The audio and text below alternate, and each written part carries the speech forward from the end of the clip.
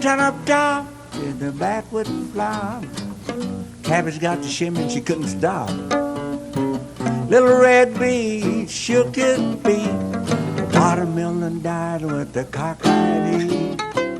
The little tomato. This is a story of how being prepared, working hard, being willing to try again when things don't go well the first time, and working well with others can all lead to success. It's also the story of Howard Louie Bluie Armstrong, a man who modeled those things for us and can inspire us to be successful in our own lives. Wow, it's so cool to be here at the World's Fair site to record our video. Yeah. You know, Howard Armstrong played at 2 World's Fairs. You know, he played at one World's Fair way back in 1933 up in Chicago. And then he played right here in Knoxville in 1982. Wow, well then that makes this the perfect place for us to record our music video. Chris, why do you have an accordion? You don't play accordion. And Sean, why do you have a cornet? You don't play cornet. Oh yeah, you're right. Well, I guess we can try and see how it sounds. I'll count it off. Are y'all ready? Yeah. All right, we'll try to make it work. 1, 2, 3, 4. Sweet and lovely lady, lady be good. Oh, lady be good, lady be good to me. Well, that didn't go very well. I guess the band needs to go home and come back a little bit more prepared so they can work together to make the music sound good. While they do that, let's see what we can learn from the life of Howard Louie Bluie Armstrong. Howard Armstrong prepared for success from an early age. Whether it was music, painting, or even handwriting, he practiced his skills. And he knew that things wouldn't always come easy, so he was persistent. He knew that working well with others was important too, and he performed and recorded with many different musicians during his lifetime. Howard began learning mandolin when he was only 9 years old and formed his first band with his brothers in their home of LaFollette, Tennessee. But the small Appalachian town of LaFollette didn't have many opportunities for musicians, so when Howard got a little older, he started playing music in the nearby city of Knoxville with blind Roland Martin and his brother Carl. They played at parties and dances, and sometimes they played for tips on the corner of Central and Jackson in what is now called the Old City.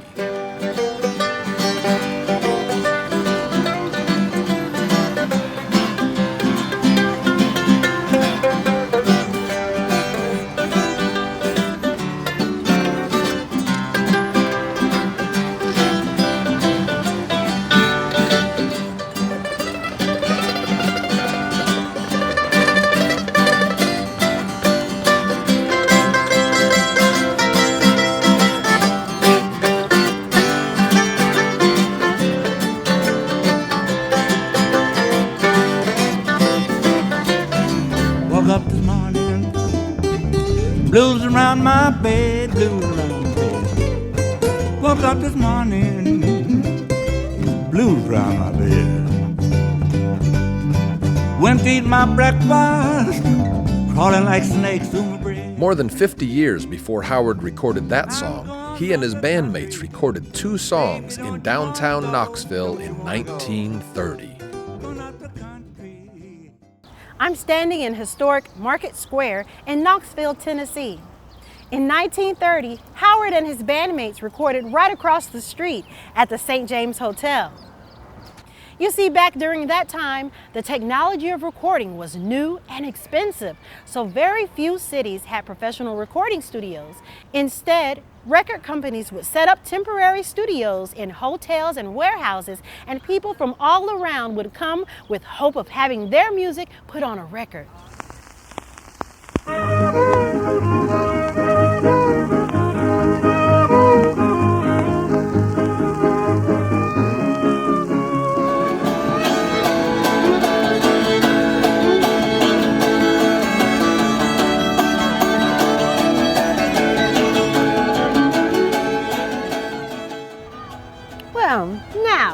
That looks better.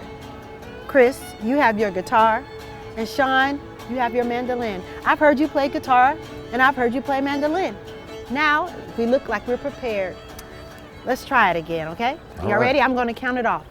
1, 2, 1, 2, 3. Oh, sweet and lovely lady, lady be good. Oh, lady, lady be good to me. Hey, wait. I think that sounds really good. We're off to a good start, but seems like something's missing. Maybe we should add one more person.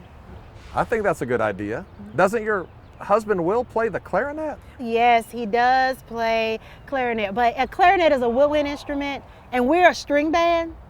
Should we add a woodwind player to our string band? Well, you know, Howard Armstrong, he used to talk about how they'd have to adapt and use whatever or whomever was available. So maybe we should adapt and do the same thing. Well, we can be flexible. I can ask him if he'll join us. Howard Armstrong always knew how to put together a good band. His bands had a few different names over the years, but when he recorded in Knoxville in 1930, the record company gave his band the name the Tennessee Chocolate Drops. And they released their songs as race records because they were black. Race was a term that was used to mean black, and race records of jazz, blues, and gospel were advertised towards black listeners. You see, these were the days of racial segregation when laws separated blacks and whites. And in effect, the music was segregated too. Most black artists weren't allowed to release their music as pop or even old-time or hillbilly. Those categories were intended for white listeners, and the performers were expected to be white too. But in an interesting twist, in the case of Howard's band, the record company thought that their music had a wide enough appeal that they could sell it to white listeners if they disguised the musician's race. In order to do this, they made some records with the name the Tennessee Trio instead of the Tennessee Chocolate Drops. Then they released those records as hillbilly music. Shortly after this, Howard started recording under the name Louie Bluie. Howard Armstrong and many others played music that didn't fit neatly into the record industry's plan to put people of different races into different categories. But despite facing challenges in the music business, Howard had a positive outlook on life.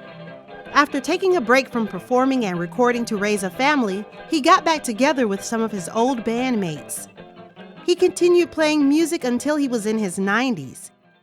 And he kept playing all kinds of music too. You see, Howard was always able to adapt to different situations. For instance, some audiences wanted to hear the blues. Others wanted to hear the pop music of the day.